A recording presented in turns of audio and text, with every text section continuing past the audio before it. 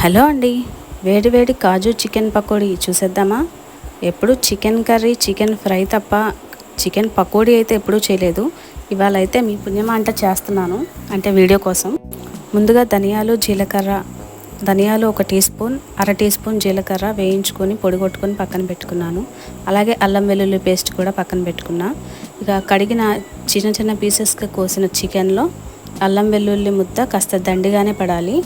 అలాగే కొద్దిగా పసుపు, కొంచెం గరం మసాలా, కొంచెం చికెన్ మసాలా,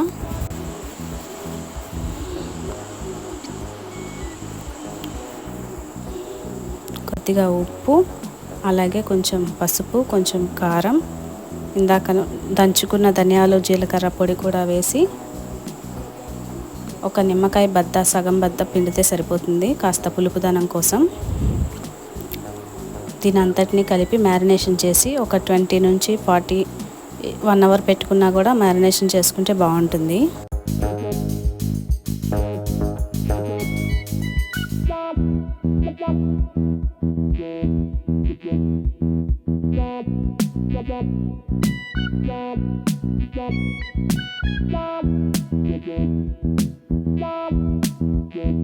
ఇక చికెన్ పకోడీ వేసుకోబోవటానికి ముందు ఆయిల్ ఫ్రై చేసుకోవడానికి కొంచెం పోసుకొని, ఎక్కువేం పట్టదు.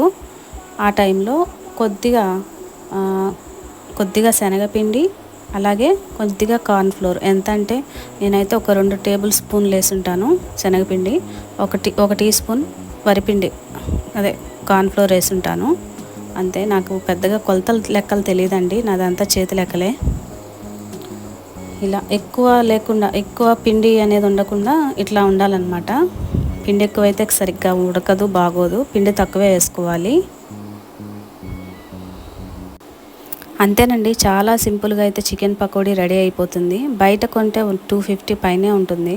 అది అంత క్వాలిటీ కూడా కొన్ని చోట్ల బాగుండదు, కొన్ని చోట్ల బాగుండదు. అందుకని మన ఇంట్లోనే ఇలా చక్కగా హైజీనిక్గా తయారు చేసుకుని తింటే చాలా బాగుంటుంది, తక్కువలో అయిపోతుంది. ప్రాసెస్ కూడా చాలా ఈజీగానే ఉంటుంది.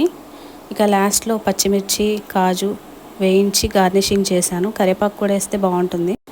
ఓకే అండి, నా కంటెంట్ నచ్చితే లైక్ చేయండి, సబ్స్క్రైబ్ చేయండి. Thanks for watching. బాయ్.